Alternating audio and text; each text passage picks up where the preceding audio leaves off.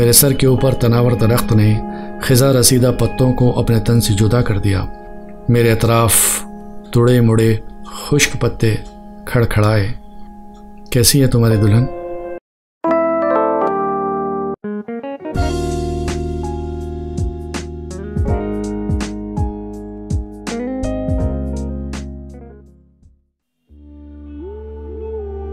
Hi friends, हर एक इंसान की ख्वाहिश होती है कि वो अपनी ज़िंदगी को अपने हिसाब से गुजारे, अपने बनाए हुए उसूलों के साथ गुजारे। उसको कुछ ख्वाहिशें होती हैं जिसके लिए वो कुछ कोशिशें करता है, काविशें करता है, अपने ख्वाबों को ज़िंदा ताबीर देने की कोशिश करता है। मगर कभी कभी हमारी ज़िंदगी का इख्तियार किसी दूसरे के हाथ में होता है और हम न चाहते हुए भी उसके उसूलों के पाबंद होते हैं। ज़िंदगी तो गुजरती रहती है, लेकिन इंसान अंदर से अजीब कश्मकश का शिकार रहता है। क्या ये सही है या गलत है? हालांकि यूँ तो ज़िंदगी का उसूल है कि हमारी सभी ख्वाहिशें कभी पूरी नहीं हो सकती, न होती हैं। और वो लोग जो अपनी ख्वाहिशों की तकमील के लिए जुनून की हद तक कोशिश करते हैं, वो अक्सर नाकामी से हमकिनार रहते हैं। लेकिन वो लोग जो वक्त के साथ चलते रहते हैं, अपने एहसासात को, अपने महसूसात को काबू में रखते हैं, वो अक्सर मंजिल की तरफ ज़रूर पहुंचते हैं।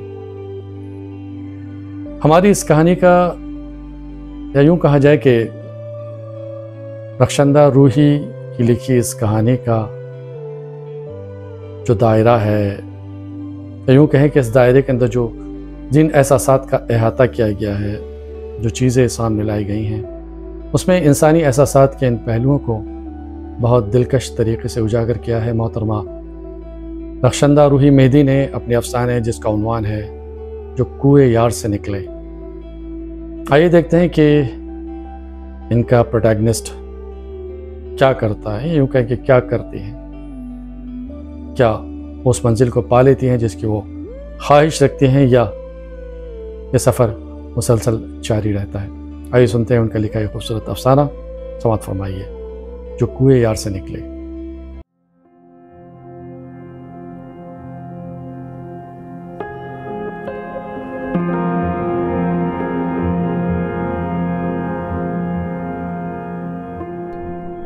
छन से गदले पानी में एक कंकर गिरा, नन्हा सा गोल दायरा बड़ा होता रहा और उस दायरे के बीचों बीच मेरा तने तनहा चेहरा बिगड़ा और फिर बन गया। मैं रोज़ सुबह 7 बजे जमुना के किनारे जॉगिंग करती हूँ। अपना अक्स पानी की सतह पर बनते बिगड़ते देखती हूँ। दिन भर की मसरूफियात की फहरिस्त बनाती हूँ। आज भी कितने काम हैं, मम्मा के साथ नाश्ता, ऑफ़िस के लिए तैयारी, और फिर ऑफ़िस में सर उठाने की भी फुर्सत नहीं।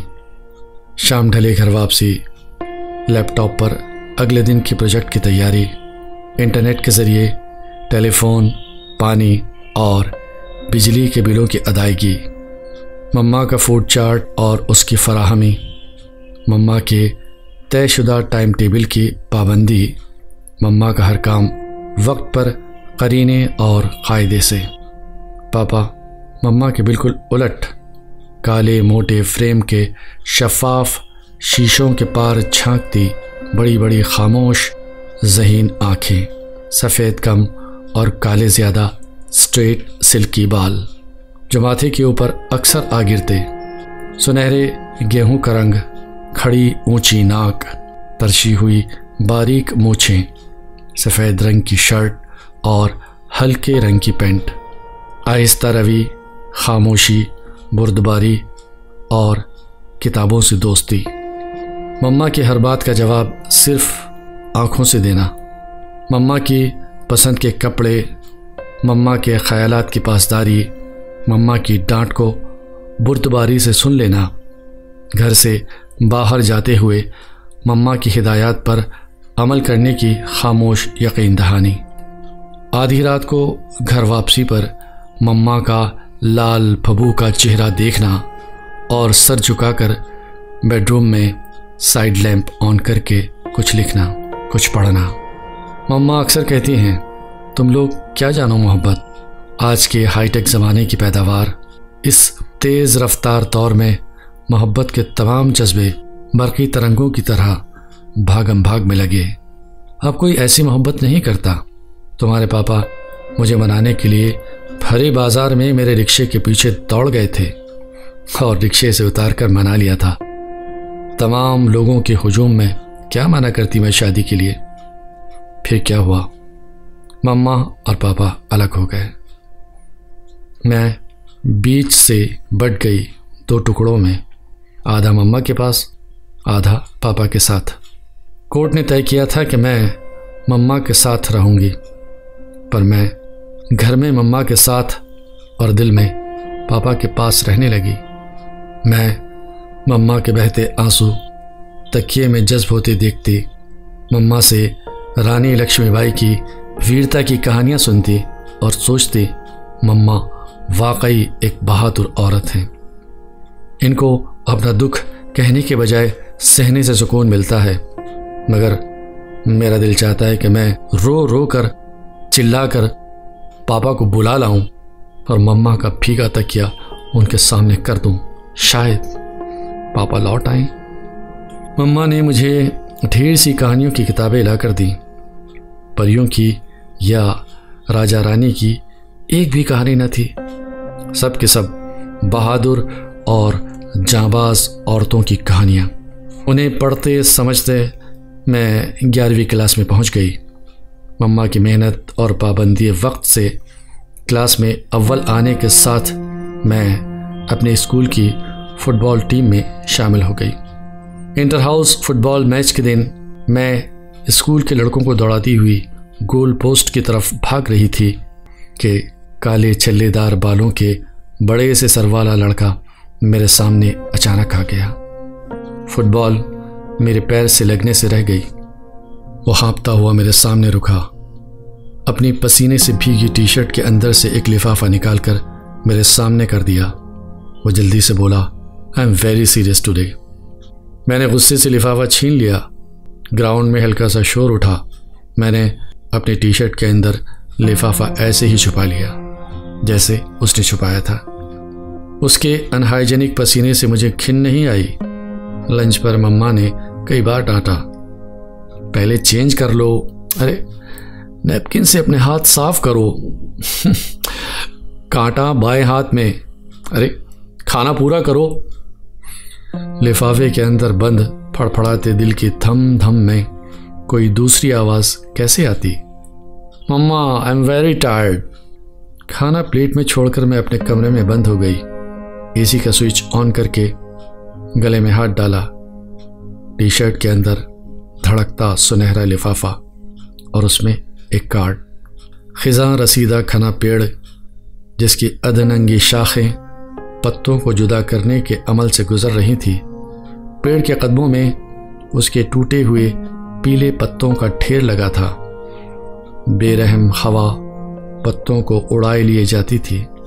सारा माहौल बेहद रंजीदा था और उभरे हुए अल्फाज में लिखा था, if I ever fall down it will only be with you. Oxford learners dictionary में उस कार्ड को सीधा रख दिया और डिक्शनरी को ऊनी कोट की तह में फिनाइल की गोलियों की तेज बू के दरमियान दबा दिया।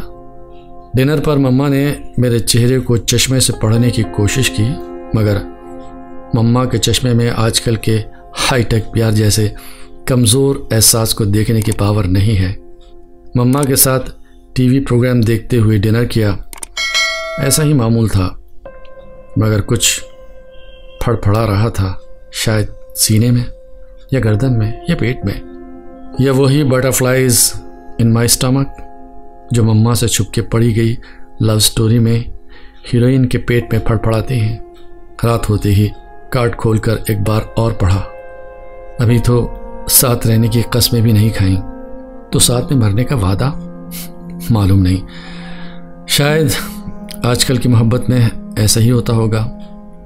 मंडे को स्कूल जाऊंगी तो पूछूंगी, दिल में तीर चुभा हुआ और रिश्ते हुए 3 मोटे सुर्ख कतरे और आई लव यू लिखा हुआ ये क्यों नहीं दिया? एक बार ज़रूर पूछूंगी। मगर मैं अगले रोज़ स्कूल न जा सकी। मुझे वायरल हो गया। बुखार की तेज़ी से आए पसीने से भी मानूस सी बू हल्की न पड़ी, ना ही फिनाइल की गोलियां कार्ड पर अपना असर डाल सकी। पेट में तितलियां अलग तूफान उठाए रहती।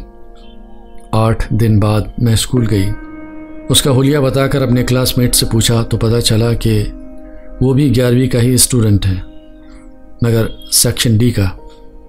लंच ब्रेक में उसकी क्लास में ढूंढा, वो नहीं आया था। उसने टीसी ले ली थी। डिक्शनरी में हर सफ़ा पत्तों के गिरने की आवाज़ से खुलता और बंद हो जाता। अम्मा की ख़रीदी किताबें रात देर तक मैं पढ़ती।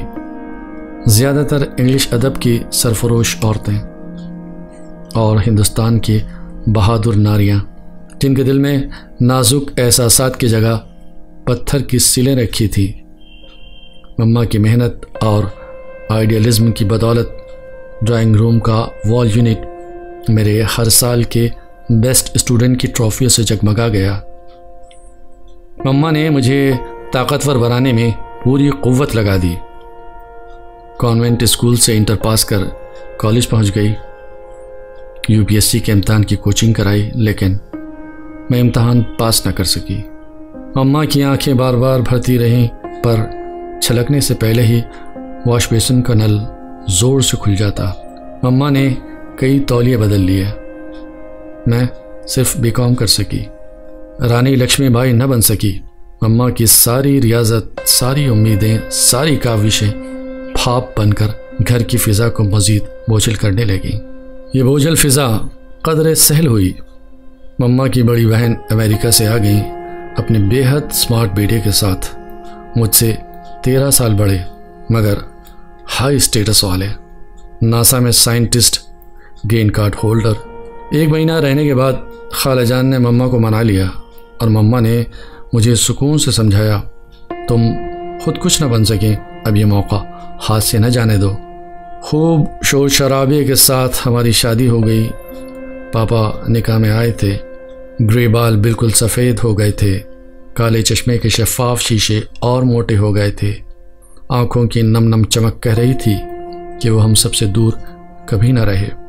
रुखसत होकर मुझे अपने पापा के बेडरूम में जाना था, इसलिए पापा रुखसती से पहले ही चले गए, क्योंकि उनकी हद से बाहर था वो बेडरूम, जिसमें मम्मा पापा ने 11 साल साथ एक बिस्तर पर अलग अलग करवट सोकर बिताए थे। 2 माह हिंदुस्तान के बड़े शहरों की खाक छानकर हम थक चुके तो खालाजान और अजफर अमेरिका वापस चले गए। मैंने एमकॉम ज्वाइन कर लिया। 5 साल रुकते रुकते भाग ही गए। न मेरा वीज़ा आया और न कोई खैर खबर। फ़ोन पर मम्मा की सख्त डांट को सुनकर एक ईमेल आया और अजफर और मैं रिश्तों की कच्ची डोर के छोर अपनी बंद मुट्ठी से हवा के बहाव पर छोड़कर अपने रास्तों पर चल पड़े। समझ में नहीं आया कि रिश्तों की इस अकड़ी हुई नीली लाश को पोस्टमार्टम के लिए भेज दूं या स्टेटस के बुलंदबाला मिंबर पर चढ़कर अपनी हाई क्लास पोजीशन का जश्न मनाऊं। मम्मा ने तलाक के ईमेल का प्रिंट आउट मेरे माथे से चिपका दिया। अब मज़ीद ताकतवर हो गई हो, मुझे देखो। तुम्हारे पापा से अलहदा रहकर मैंने कभी किसी मर्द की ज़रूरत को महसूस नहीं किया। तुम एक क्वालिफाइड, खुले जहन की इंटेलिजेंट औरत हो। किसी की मसनूई मोहब्बत तुम्हें क्या दे सकेगी? मैंने आपा की बातों पर न जाने क्यों यकीन किया। कहीं सरकारी दफ्तर में नौकरी मिल जाएगी, नहीं मिलेगी तो दिलवा दूंगी। और मम्मा ने अपना वादा पूरा किया। सरकारी दफ्तर में अपने रसूख से मुझे इकोनॉमिस्ट का ओहदा दिलवा दिया। हमारा घर ऑफिस से खासा दूर था। पहले कार से मेट्रो स्टेशन और फिर मेट्रो से ऑफिस। 3 बजे भागम भाग घर आती और मम्मा के साथ लंच करती। आज भी वही सफ़ेद शलवार, फिरोजी कुर्ता और सफ़ेद दुपट्टा, जिसके पल्लू मम्मा ने क्रोशिये से बुनकर दिए थे। मेट्रो ट्रेन में चढ़ते वक्त ट्रेन के खुदकार दरवाजे में आ गया। मैंने चीख कर दुपट्टा पूरी ताकत लगाकर खींच लिया। Don't be childish. मेरे कान में सरसराहट हुई। यह घबराहट में उसे एकटुक घूरती रही। मेरा दुपट्टे का किनारा मम्मा के प्यार और एतमाद से बने पल्लू से अलग हो गया। मैं ट्रेन के रुकते ही उतर गई और वापस घर जाने वाली ट्रेन में सवार हो गई। अगले दिन वो, हाँ वही, ट्रेन के बाहर ही खड़ा था। मैंने दोबारा से देखा। काफ़ी गहरा रंग, बेहद मामूली चेहरा, लंबा और दुबला, अधेड़ उम्र, सूखे बिखरे बदरंग बाल। कोई ख़ास बात न थी कि मैं उसे तीसरी बार देखती। उसने मेरे लिए अदब से रास्ता छोड़ा। मैं पहले और वो बाद में ट्रेन में चढ़ा। मेरे लिए खाली सीट मौजूद थी। मैं बैठ गई। वो मुझे चोरी चोरी देखता रहा। अब तो रोज़ यही होने लगा। वो एक ही रंग पहनता, जर्द खिज़ा रसीदा ज़मींदोज़ पत्तों वाला, लंबा कुर्ता, बेहद खामोश खामोश, और मम्मा की ज़ुबान में नाअहल और सुस्त। मेरे दुपट्टे पर वो नज़रें जमाए रहता। और एक दिन वो मुस्कुराता रहा, रोज़ पहले से गहरा। मम्मा, इस बार मैं सफ़ेद शलवार न लूँगी। क्यों? वो जर्द सुनहरी, क्या वो तबला बजाने वालों की पोशाक? ना ना ना, तुम पर सूट नहीं करेगी। मैं क्या कहूँ, मम्मा तो पापा के कपड़े भी अपनी पसंद से लाती थी। उनकी भी आवाज़ कब निकलती थी। मैंने फ़ाइन आर्ट्स लिया था, मगर मम्मा ने इकनॉमिक्स दिलवा दिया। मम्मा की लाख कोशिश से मेरा दिल अरमानों से खाली किया जाता रहा, मगर इस आम से आदमी ने दिल के खाली किराए के कोने में नाजायज़ कब्ज़ा जमा लिया। मम्मा, आज कुछ लोगों के लिए वेलकम पार्टी है ऑफिस में। आपकी वो ऑरेंज बंगाली कॉटन साड़ी पहन लो। मम्मा की पुतलियाँ बड़ी बड़ी होकर घूम गईं। ऑफ वाइट काले बॉर्डर वाली भी तो है। मम्मा, आज ड्रेस कोड है। मम्मा की निगाहों में पनपने वाले शक के नन्हे मुन्ने पौधे एकदम कदावर पेड़ न बन सके। मम्मा के चश्मे में ज़ीरो पावर है। आज भी दिल के खाली कोने पर कब्जे की तफ्तीश में चश्मा नाकाम रहा। शक के टपकते कतरे जम गए और मैंने साड़ी पहन ली। मेट्रो स्टेशन पर बालों में ऊपर से ब्रश फेरा। वो आज हंस देगा, टिकटिकी बांध कर देखेगा। स्टेशन पर काफ़ी भीड़ थी। कई ट्रेनें आईं और निकल गई। वो कहीं नहीं था। मैंने हर आने और जाने वाली ट्रेन में उसकी खामोश मुस्कुराहट को तलाशा। 1 बज गया, 2 बज गए और 3 बजने में सिर्फ 12 मिनट रह गए। मम्मा 3 बजे लंच करती हैं। तो वापस घर पहुंच गई। कार्ड से खिज़ा रसीदा पत्ते उड़कर मेरी आंखों में गिरने लगे। मैंने जिद करके जर्द कुर्ता ख़रीद लिया। जर्द तौलिया, जर्द बेडशीट, जर्द पत्ते, सब कुछ जर्द। मम्मा ने मेरी 35वीं सालगिरह के केक में शक्कर कम डाली। डाइटिशियन के चार्ट पर अमल करते हुए लो कैलोरीज और कैल्शियम से पुर खाने, जॉगिंग के अलावा योगा मामूलात में शामिल हो गया। मगर उस पर भी ब्लड प्रेशर फ्लक्चुएट करने लगा। पैरों और कमर में दर्द और बेवजह रोना आने लगा। दिल चाहता कि ड्राइंग रूम की नक्शीन छत से लटकता असली क्रिस्टल का छाड़ फानूस बाथरूम में रखे फाइबर से किरची किरची करके बिखेर दूं। सुबह के ताज़ा गुलाब रंगीन शीशों के गुलदानों से उलटकर पत्ती पत्ती करके नोच दूं। बदन दर्द से टूटता और दिल डूबता। बेटा, you are a brave girl. समझ सकती हूँ, इस एज में सब कॉमन है। मेडिकल टर्म में ये प्रीमेनोपॉज सिंड्रोम है। मैं चकरा कर गिर पड़ती। ताज़ा फल और हरी सब्जियाँ, दूध, पनीर, जूस आयरन की एक गोली आफ्टर डिनर विद मिल्क लिया करो। मम्मा ने balanced diet chart microwave oven के ऊपर वाली शेल्फ पर चिपका दिया। ड्राइंग रूम का छाड़ फानूस और शीशे के गुलदान में ताज़ा गुलाब मेरी सफ़ेद होती लटों को नज़रअंदाज करने लगे। मैंने भी उनको माफ़ कर दिया। बेटा, तुम्हारे चेहरे पर सफ़ेदी माइल बाल बहुत सूट करते हैं, इंटेलेक्चुअल लगती हो। मेरे सेलफोन में टिक टिक टर्टर रिमाइंडर कूक उठा। 9:30 हो गए। मम्मा नाश्ते के लिए वेट करती होंगी। मैंने अपना चेहरा उथले और गदले पानी में देखा और मुट्ठी में बंद एक कंकर पानी में उछाल दिया। मेरे चेहरे के बिल्कुल बराबर से एक और चेहरा पानी में उभरा। एक एक करके सारे कंकर पानी के जिगर में उतर गए, मगर वह चेहरा पानी की सतह पर तैरता रहा। कांपते पानी में एक चेहरा मेरे चेहरे के पास डोलने लगा। मैंने गदले पानी में गहराई से देखा। छोटे खड़े बाल, गोल चेहरा, उदास खामोश होंठ। मैंने सारे कंकर मुट्ठी खोलकर पानी में उछाल दिए। दायरों पर दायरे बने और पल भर में मुंतशिर हो गए। मेरा चेहरा बना और बिखर गया, लेकिन वो उदास चेहरा गदले पानी की सतह पर उसी तरह खुरता रहा। टिक टिक टिक। मेरे सेलफोन का रिमाइंडर रुक रुक कर याद दिलाने लगा। मैंने उस चेहरे को लहरों के रहमो करम पर छोड़ दिया। अपना जर्द टावल गर्दन के गिर्द लपेटा और घर की तरफ चल निकली। आज भी वो उसी तरह मुझसे कबल पानी की सतह पर आंखें बिछाए था। वो एक बड़े और ऊंचे मिट्टी के ढेर पर सर झुकाए गर्द आलूद पानी में से कोई सुनहरा सपना ढूंढ रहा था। इसीलिए उसका चेहरा कंकरों की चोट से मस्ख न हुआ था। सपनों की वादियाँ आहनी दीवारों में महफूज होती हैं, जिन पर न वक्त और न हालात अपने असरात छोड़ते हैं। न सपने कभी बूढ़े होते हैं और न उनका सुनहरा रूप मांद। मैं गर्दालूद पानी में उसके सुनहरे सपने की किरणें समेट कर उसकी झोली में डालने की कोशिश करने लगी। काली टी शर्ट रात को पहनकर सोने से शिकन आलूद थी।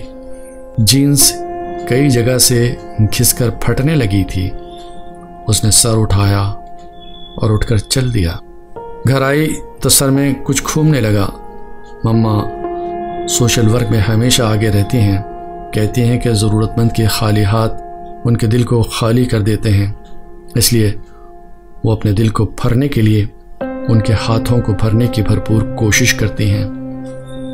मेरा दिल खाली ही तो है और शायद उसके हाथ भी। मैंने अलमारी के अंदर की सेफ खोली। भारी जेवरात की पोटली में 3 गांठें कसी। सूरज उग आया था। सुनहरा आसमान उसके सर पर उसके सुनहरे सपनों को ताने एकटक उसे देख रहा था। अब भी पानी की सतह पर उसका चेहरा हिलकोले ले रहा था। मैंने अपने स्कार्फ की एक छोटी सी पोटली पानी में उसके चेहरे के करीब कर दी। उसने सर उठाया, मुझे देखा। रुका हुआ पानी जोर से उछला। उजला उजला चांद सा गोल चेहरा, सुर्ख होंठ, गोल मटोल सी नाक। ये चपटे नकोश कितने मासूम होते हैं, एकदम छोटे बच्चे से। रूठा हुआ सा मुझे एकटुक देखता रहा। पहले दिन स्कूल में पेंसिल बॉक्स का लॉक टूट जाने पर मेरा क्लासमेट ऐसे ही गोल नाक को सिकोड़े, भीगी आंखों और लाल होठों में सुबक सुबक के मैम से मेरी शिकायत कर रहा था कि मैंने उसका पेंसिल बॉक्स तोड़ दिया है। मैम ने मुझे डांट दिया था और उसे अपने सीने से लिपटा कर उसके माथे को चूम लिया था। उसकी सिसकियां रुक गई थी। वो भी मासूमियत से सुबक रहा है, दिल में शिकायत कर रहा है अपनी नाकामी की, अपनी मजबूरी की। काश मैं इस वक्त तुम्हारी सिसकियां मैम की तरह रोक पाती। पोटली उसके हाथ के करीब रख दी मैंने। पोटली में हल्की सी झनकार बजी। उसने बगैर छुए ही कहा, मैं मर्द हूँ, आपके जेवर बेच दूँ? मैं औरत हूँ, जेवर के बगैर भी। मैंने जॉगिंग अधूरी छोड़ दी। उसका गोल गोल चांद सा चेहरा दुख की काली बदली के साए से बाहर आने लगा। वो मुझे देख रहा था डायरेक्ट मेरी आंखों में। मुझे दुष्यंत और शकुंतला की कहानी याद आने लगी जो मम्मा ने कभी ना सुनाई थी। वो तो चौथी क्लास की हिंदी की किताब में पढ़ी थी। उसने फिर मेरी तरफ देखा। काश मैं उसकी टीचर होती, उसे पुचकार सकती, उसके आंसू अपने पल्लू से सुखा सकती, उसकी सिसकियों को अपने दिल की धड़कनों का संगीत बना सकती। वो उठा, उसने मेरी स्कार्फ की पोटली को अपनी खिसी हुई जीन्स की जेब में उड़स लिया। सूरज ने इठलाकर धूप को हमारे सरों से फिसला दिया। वह पीठ मोड़ कर जा रहा था। मैंने तलवार को अलमारी के लॉकर में बंद कर दिया। 5.5 माह 4 दिन और 16 घंटे बाद पानी एकदम रुपहला हो गया। उसका चेहरा मेरे करीब था। वो मुस्कुरा रहा था मासूमियत से। उसकी मुस्कुराहट गहरी हुई तो मैंने देखा कि उसके दाएं हाथ की छोटी उंगली पर मेहंदी का जर्द रंग खिला हुआ है। मेरे सर के ऊपर तनावर दरख्त ने खिजा रसीदा पत्तों को अपने तन से जुदा कर दिया। मेरे अतराफ तुड़े मुड़े खुश्क पत्ते खड़खड़ाए। कैसी है तुम्हारी दुल्हन? मैंने एक काफ़ी भारी पत्थर पानी में दे मारा। बहुत बड़ा दायरा बना और मैं उसमें दफन होने लगी। वो पीले पत्तों वाला कार्ड डिक्शनरी की तहों से निकलकर मेरे टी शर्ट में फड़फड़ाने लगा। मेट्रो रेल का खामोश हमसफ़र अपने जर्द तवील कुर्ते की आस्तीनों में मेरे अर्क आलूद चेहरे को छुपाने लगा। यह आप पर बहुत सूट करेगा। उसने खाकी कागज़ के थैले को फाड़कर मेरे सामने कर दिया। एक उन्नाबी रंग का सूट। मेरी कपरेल की छत के रोज़न से ज़र्रों का सुनहरा कारवां मेरी जानिब बढ़ने लगा। आज शाम 5 बजे ये सूट पहनकर यहीं आ जाइएगा। मैं आपका इंतज़ार करूँगा। सारे जर्द खुश्क मुड़े तुड़े बदरंग पत्ते दहकते सोने के हो गए। अभी जो गर्म आंधी उठी थी वो सांस रोके मेरे आगे आगे चलने लगी। धूप की नर्म तमाज़त मेरे अंग अंग में जिंदगी जगाने लगी। मैंने कोलोन मिले पानी से नहाकर उसका लाया उन्नाबी सूट पहना। गाड़ी में बैठकर 16 सिंगार किए 5 बजे से पहले पहुंच गई। मेरी गाड़ी का दरवाज़ा खोलकर वो मेरे बराबर की सीट पर बैठ गया। बेपनाह लगावट बेअंदाज़ा अपनायत से मेरी आंखों में डायरेक्ट देखता रहा। उसने मेरे खुले लंबे बालों में मोतिया के कच्चे फूलों का महकता गजरा सजा दिया। उन्नाबी दुपट्टे को मेरे सर पर ठांक दिया। आपके कान की लोएं बहुत नाजुक और हसास हैं, बहुत खूबसूरत, बिल्कुल तरशी हुई। जब आप मुस्कुराएं तो आपके कान की लोएं सुर्ख याकूत की तरह दमक उठी। क्या मेन है? बस एक बार। उसने मेरी इजाज़त का इंतज़ार नहीं किया। वो जो कह रहा था वो कर चुका था। मेरी कान की लोएं पत्थर का दहकता कोयला बन गईं। कल से आज तक कितना बड़ा हो गया था वो, एकदम नौजवान घड़ियल मर्द। आपकी वजह से मैं आज इस मकाम पे हूँ। उसने मेरे सर्द हाथों को अपने गर्म हाथों में दबा लिया। एक बार फिर उसी तरह मेरी आंखों में देखा। आप वहाँ चली जाइए। धूप की नर्म तमाज़त खिलखिलाकर उसके और मेरे सर पर से भागने लगी। गहरे काले बादल की टोली ने सियाह घेरा मेरे चारों तरफ बुन दिया। कागज़ की छोटी सी चिट उसने मेरी तरफ बढ़ा दी। उस पर कोई पता दर्ज था। मैंने उस चिट को संभाल लिया। वो गाड़ी से उतर गया। एक बार फिर अपने पानी के दायरों को आशाओं की शबनम से भिगो कर निहारा। अपनी कपरेल की छत के रोज़न से बिखरते ज़र्रों की कारवां का रास्ता मोड़ा। अपने दुष्यंत की दी हुई लाल चुनरिया को पानी के दायरों के भंवर में फेंक दिया। वो दूर खड़ा था, मुझे गौर से देख रहा था। मेरी गाड़ी उसके दिए पते की जानिब 120 किलोमीटर की रफ्तार से दौड़ रही थी। I'm sorry मम्मा, आज के हाईटेक ज़माने में ऐसा भी होता है।